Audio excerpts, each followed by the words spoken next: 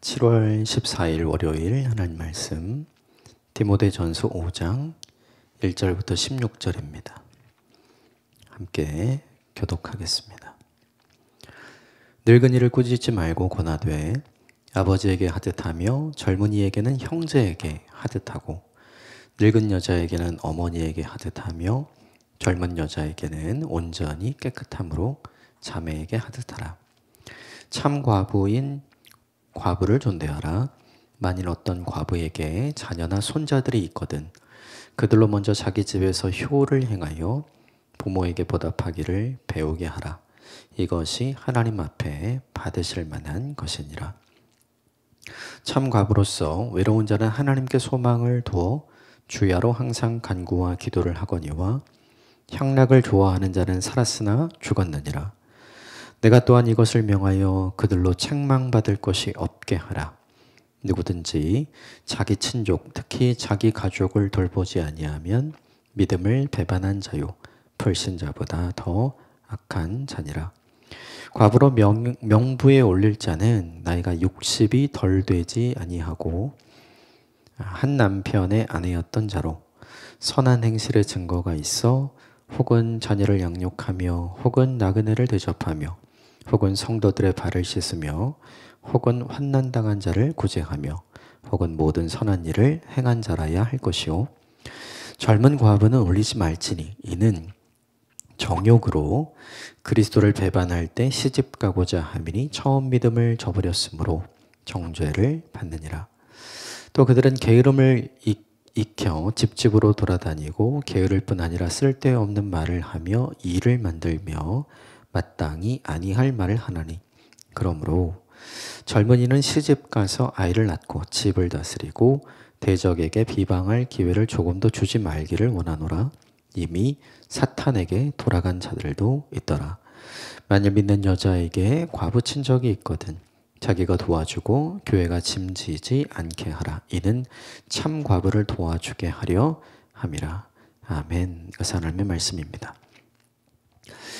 계속해서 디모데전서 저희가 함께 나누고 있는데 에베소 교회를 목회하게 되었던 이제 디모데에게 당면한 문제는 이제 성도들을 어떻게 대하고 섬길 것인가에 관한 당면한 문제가 있었죠. 이제 오늘 본문은 성도들을 어떻게 대할 것인가. 성도들이 이제 여러 부류가 있잖아요. 남자 어른들, 또 여자 어른들도 있고, 또 동년배의 남자들, 동년배의 여자들도 있고, 또 남편을 잃고 홀로 가족을 부양해야 하는 여인들, 또 그 남은 가족도 없이 온전히 홀로 된 여인들에 대해서 오늘 본문이 기록을 합니다.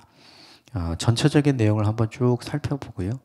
그리고 몇 가지 우리에게 적용할 내용들을 좀 살펴보도록 하겠습니다. 먼저 1절과 2절 같이 읽겠습니다. 시작. 늙은이를 꾸짖지 말고 권하되 아버지에게 하듯하며 젊은이에게는 형제에게 하듯하고 늙은 여자에게는 어머니에게 하듯하며 젊은 여자에게는 온전히 깨끗함으로 자매에게 하듯하라. 나이가 많은 남자 어른 성도, 또 나이가 많은 여자 어른 성도, 그리고 동년배에 비슷한 이제 젊은 남자들, 여자들에 대한 내용이죠. 전부 다 이렇게 돼 있어요. 아버지에게 하듯하고, 형제에게 하듯하고, 어머니에게 하듯하고, 자매에게 하듯하라. 이게 무슨 말이냐면 가족처럼 대하라 라는 뜻이죠. 사실 남이잖아요. 본인의 직계 가족이 아니라 사실은 다 남이죠. 그런데 예수 그리스도 안에서 우리 모두가 하나임을, 우리 모두가 한 가족임을 기억하고 네가 먼저 디모데 목회자로 부르심을 받은 네가 먼저 신실하게 그들을 가족으로 대하라 이렇게 이야기하는 거죠. 그러니까 이 부분이 우리에게 주는 메시지도 있는 것 같아요. 그렇죠? 먼 친척보다 가까운 이웃이 훨씬 낫다고 하잖아요. 근데 그 가까운 이웃보다 더 나은 존재가 누구냐 하면 너와 나 사이에 예수 그리스도가 있는 교회 공동체의 사람들이거든요. 이게 되게 중요해요. 이거는 지금도 마찬가지인 것 같아요. 이걸 언제 알 수 있냐면 누군가가 아프거나 누군가가 상을 당하거나 또 누군가가 이렇게 좋은 일이 있거나 뭐 결혼을 한다거나 출산을 했다거나 그러니까 이런 교회 공동체 안에서 경조사들이 있는 걸 보면 이 자기 가족들 일처럼 기뻐해주고 슬퍼해주고 함께 울어주고 축하해주는 일들이 너무 많잖아요. 그러니까 이 본문의 1절, 2절의 말씀은 지금도 동일하게 우리가 늘 경험하는 것 같아요. 근데 중요한 건 이거죠. 나보다 손 위에 있는 사람은 내 아버지처럼 내 어머니처럼 공경하라. 예의를 갖춰서 대하라 라는 얘기고 나와 동년배이고 나보다 손 아래에 있는 남자와 여자들은 어떻게 하냐면 나의 형제처럼 나의 동생처럼 정결함으로 깨끗함으로 순수함으로 그들을 대하라 이렇게 이야기하죠. 이거는 요새 우리에게도 너무나 필요한 일인 것 같아요. 분명히 남이지만 예수 그리스도를 통해 우리가 가족이 되었다는 걸 기억하고 인식하고 우리가 서로를 가족으로 대할 수 있다면 피는 섞이지 않았지만 피보다 진한 예수님의 피가 섞인 거잖아요. 복음으로 십자가로 하나 된 거기 때문에 훨씬 더 육신의 가족보다 더 끈끈한 가족이 될 수 있죠. 이건 중요하게 우리가 지금도 한번 적용해 볼 필요가 있는 말씀이에요. 3절과 4절 같이 읽겠습니다. 시작. 참과부인 과부를 존대하라. 만일 어떤 과부에게 자녀나 손자들이 있거든 그들로 먼저 자기 집에서 효를 행하여 부모에게 보답하기를 배우게 하라. 이것이 하나님 앞에 받으실 만한 것이니라. 이 시대에 남편을 잃은 사별한 아내에 대한 이야기인죠. 그런데 그 아내가 그 사별한 부인이 자녀들이 있거나 혹은 손주들이 있을 때 어떻게 해야 되는가. 그 자녀들이나 손주들이 그 어머니를 공양하게 해라. 그렇죠? 근데 이 이야기를 왜 써놨을까요? 그걸 안 했던 거죠. 그러니까 그의 자녀들도 어머니를 돌보지 않았던 것이고 그의 손주들도 할머니를 돌보지 않았던 거죠. 그러니까 철저하게 이 시대는 이제 남자 중심적인 사회였기 때문에 남자 가장이 사라지면 사회적으로 이제 전체적으로 약자가 되거든요. 근데 이 사회적인 약자일 뿐만 아니라 가정에서도 완전히 약자가 되는 거죠. 그러니까 오갈 데가 없는 상황이 되는 거예요. 그런데 중요한 건 교회 공동체 안에서 신앙이 있는 사람들도 그랬던 거죠. 그러니까 그건 그들이 사회적 문화적으로 갖고 있었던 그들의 문화이긴 했지만 이것은 빨리 버리고 탈피해야 되는 인습이었던 거죠. 그래서 뭐라고 이야기하냐면 먼저 자기 집에서 효를 행해서 보답하게 하여라. 십계명이 우리에게 알려주는 게 내 부모를 공경하라잖아요. 이게 사람이 사람에게 대할 때 가장 첫 번째 나오는 건데 하나님 믿는 사람, 예수 믿는 사람이라면 그 일을 당연히 여기고 그 일을 감당하고 실천해야 되는데 그렇게 하지 않았던 신자들이 많았던 거죠. 그러니까 겉은 신자인데 실제 내용은 신자가 아닌 사람들이 많았던 거예요. 그래서 그것을 바꾸라, 가르치라 이렇게 이야기하는 거죠. 이것도 가만히 보면 알고는 있지만 우리도 하지 않는 것들이 있잖아요. 이것에 대해서 이 본문이 우리에게 주는 메시지가 있는 것 같아요. 우리도 이렇게 가르쳐야죠. 그리고 우리도 이렇게 하게 해야죠. 제일 중요하게 가르치고 하게 하려면 제일 중요한 건 뭘까요? 보여주면 돼요. 내가 먼저 이걸 해야 되는 거죠.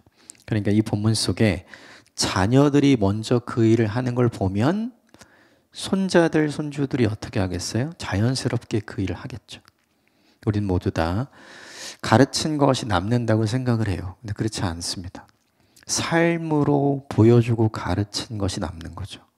그래서 지금 에베소 교회 목회자였던 디모데에게 이걸 가르치라, 이걸 보여주라 이야기한 거예요. 자, 5절부터 7절까지 같이 읽읍시다. 시작. 참 과부로서 외로운 자는 하나님께 소망을 두어 주야로 항상 간구와 기도를 하거니와 향락을 좋아하는 자는 살았으나 죽었느니라. 내가 또한 이것을 명하여 그들로 책망받을 것이 없게 하라. 이 본문을 보면 이제 두 종류의 사별인이 나오죠. 하나님께 소망을 두고 살아가는 사별인이 있고 세상의 향락을 좋아하는 사별인이 있고, 둘 중에 교회 안에서 후자보다는 전자가 있게 해라, 이런 뜻이죠. 개인의 성향에 따라서 좀 다르긴 하지만, 그렇죠? 교회 공동체 안에 이제 어떤 모습으로 남겨진 어른들이 있는 것이 좋은가? 그걸 생각해 보면 후자, 즉 6절에 있는 사별한 사람들이 많은 것보다는 5절에 있는 사별한 사람들이 많은 게 훨씬 더 좋겠죠. 세상을 바라보는 게 아니라 가야 할 하나님 나라를 보면서 사는 사람들. 그래서 남은 인생을 하나님께서 허락해 주신 가족을 사랑하며 살다가 한 사람을 먼저 보내드리고 나서 남은 인생을 어떻게 사는 것이 많은 사람들에게 좋은 영향력을 주게 할 것인가를 고민해 본다면 6절의 향락을 좋아하는 인생으로 이제 남은 인생을 자기 몸을 위해, 자기 즐거움을 위해 사는 삶을 사는 사람들이 많기보다는 그게 아니라 하나님 나라와 하나님 나라의 의를 구하면서 기도함으로 그의 인생을 하나님 앞에 드리는 이런 사람들의 삶을 보여주는 게 훨씬 더 유익한 거죠. 궁극적으로. 근데 이 이야기를 왜 써놨을까요? 5절에 나오는 사람들이 많았으면 이 이야기를 썼을까요? 그렇지 않죠. 오히려 6절에 있는 사람들이 훨씬 더 많았던 거죠. 그래서 지금 5절에 있는 사람, 이 사람들처럼 살게 하라. 그 생각을 해보면 신앙은 그런 것 같아요. 혼자 있을 때보다 둘이 있을 때 신앙을 지키기가 훨씬 더 좋습니다. 홀로 있을 때보다 함께 있을 때 내 신앙을 견고하게 유지해 가는 게 훨씬 더 좋은 거죠. 그래서 부부가 같은 신앙을 가지고 같은 하나님을 섬기면서 같은 믿음을 가지고 살아갈 때와 홀로 남겨져 있을 때 비교를 해보면 둘이 있을 때가 서로 티키타카 하더라도 둘이서 함께 믿음을 지켜나갈 때가 훨씬 더 강력하게 믿음을 지켜나갈 수 있는 시간이 되는 거예요. 근데 홀로 있으면 그게 이제 무너지기 시작하는 거죠. 그래서 이 본문을 보면서 저는 좀 생각하는 게 뭐냐 하면 이제 뭐 육신의 배우자가 먼저 하나님 나라 가더라도 또 우리 영적인 가족들이 있잖아요. 이 가족들과 밀접하게 가까이 지내게 하면 이 본문 속에 6절의 향락을 좋아하는 이 사람들의 숫자가 많이 늘어나진 않을 것 같거든요. 그래서 중요한 게 내가 어떤 일을 하느냐보다 더 중요한 건 내가 어떤 사람과 함께 있느냐가 중요한 것 같아요. 그러니까 5절에 나오는 하나님께 소망을 두고 항상 기도와 간구하는 사람 옆에 있으면 그렇게 따라하게 되거든요. 그런데 6절에 있는 것처럼 향락을 좋아하는 사람 옆에 있으면 또 그리로 물들어가잖아요. 그렇죠? 그러니까 우리가 어떤 사람 옆에 우리가 홀로 있을 때 우리가 인생의 뭐 노년의 시간을 보낼 때 어떤 사람 옆에 있어야 할 건가, 내 옆에 어떤 사람을 두어야 할 건가, 이런 측면에서는 이 본문이 우리에게 좋은 메시지를 주죠. 자, 8절 같이 읽읍시다. 시작. 누구든지 자기 친족, 특히 자기 가족을 돌보지 아니하면 믿음을 배반한 자요 불신자보다 더 악한 자니라. 지금 디모데전서 5장에서 이야기하고 있는 가족은 육신의 가족의 경계를 넘잖아요. 그러니까 이 본문도 그렇게 봐야 될 것 같아요. 자기 가족이니까 그 혈통적으로 피가 섞인 직계 가족을 의미한다기보다는 그걸 좀 더 넘어서서 예수 그리스도 때문에 한 가족이 되고 한 공동체가 된 사람들, 그러니까 이 에베소 교회에 속한 모든 성도들을 이야기하는 거겠죠. 이 사람들을 내가 내 가족처럼 돌보지 않으면 그러면 그 사람은 믿음을 배반한 자고 불신자다. 이 본문을 보면서 생각나는 이야기가 있죠. 마태복음, 마가복음, 누가복음 이 공간복음에는 모두 다 기록이 되어 있죠. 사람들이 예수님께 말씀을 전하고 있는 예수님께 찾아와서 당신의 어머니와 당신의 형제들이 왔다 이렇게 얘기하죠. 그러니까 예수님이 뭐라고 말씀하시냐면 누가 내 어머니고 누가 내 형제냐. 내 형제고 내 어머니인 존재들, 즉 나의 가족들은 하나님의 뜻대로 행하는 자가 나의 가족이고 내 형제이고 그리고 내 부모다 이렇게 이야기하죠. 그러니까 그 부분을 여기에 적용해야 될 것 같아요. 그래서 1절과 2절에 나온 것처럼 육신의 가족의 경계를 넘어선 영적인 가족, 우리 공동체 식구들을 내가 진짜 가족처럼 생각하고 섬기는 사람, 돌보는 사람이 되기를 하나님께서 원하셨던 거죠. 그러면 왜 이 이야기를 했을까요? 서로 남남처럼 지내니까요. 우리도 그런 경우 되게 많잖아요. 그러니까 모두가 다 가족처럼 대할 수는 없겠죠. 그런데 적어도 공동체 안에 순식구들이라든가 아니면 공동체 안에 같은 사역팀이라든가 이렇게 그 규모가 좀 큰 성도들이 모여있는 공동체라 할지라도 비교적 자기와 오랫동안 함께 있고 그리고 깊은 교제를 할 수 있는 이 공동체 울타리가 있잖아요. 그러니까 적어도 그런 울타리 안에 있는 사람들을 우리가 어떻게 볼 것인가 생각을 해야 하는 거죠. 교회가 그들을 가족으로 생각하는 것이 지금 바람직하다, 좋다. 지금 이 이야기를 계속 하고 있어요. 자, 9절 볼까요? 시작. 과부로 명부에 올릴 자는 나이가 60이 덜 되지 아니하고 한 남편의 아내였던 자로서. 9절에 명부에 올릴 자, 이게 뭐냐면 교회가 함께 기억하고 함께 구제하고 함께 돌봐야 될 사람들의 명단인 거예요. 근데 조건이 있습니다. 60이 덜 되지 아니하고, 그러니까 60세 이상인 사람들. 왜 이 조건을 걸었는지는 잘 모르겠어요. 왜 60세인지는 잘 모르겠지만 상대적으로 그런 사람들이 많았던 것 같기는 해요. 그래서 교회가 충분히 돌볼 수 있는, 충분히 섬길 수 있는, 너무 무리하지 않는 선에서 이 이야기를 한 것 같아요. 그리고 이 사람들에 대한 조건이 10절에 나오는데 10절 같이 읽겠습니다. 선한 행실의 증거가 있어 혹은 자녀를 양육하며 혹은 나그네를 대접하며 혹은 성도들의 발을 씻으며 혹은 환난 당한 자를 구제하며 혹은 모든 선한 일을 행한 자라야 할 것이다. 여기 몇 가지 조건이 나오죠. 선한 행실로 인정을 받은 사람이어야 된다. 그리고 나와 내 가족의 경계를 넘어서서 나그네를 대접하고 성도를 섬겼던 사람이라야 한다. 그리고 무엇보다 그에게 주어지고 맡겨진 일을 성실하게 감당했던 헌신한 사람이어야 한다. 즉 10절이 보여주는 게 뭐냐면 9절은 이 사람의 연령 제한을 보여준다면 10절은 이 사람이 어떤 삶을 살았는가. 이런 삶이면 충분히 사랑받고 인정받고 존경받을 만한 삶이잖아요. 그러니까 이 9절로만 보면 단순히 노인이라고 볼 수 있겠죠. 60세 이상이니까. 근데 10절로 보면 교회가 애쓰고 기억하고 구제하고 돌봐야 될 이 사람이 그냥 나이가 든 노인이 아니라 나이가 들었지만 이 사람의 삶이 사람들이 사랑하고 존경받고 따를 만한 어른의 삶이었던 거예요. 이게 되게 중요합니다. 이거 받으려고 이 사람이 이렇게 살았을까요? 그렇지 않잖아요. 그냥 이 사람은 그냥 그렇게 산 거예요. 그랬더니 나중에 하나님께서 교회를 통해서 그 사람을 뭐하라고 하는 거예요? 기억하고 섬기고 돌보라고 했던 거죠.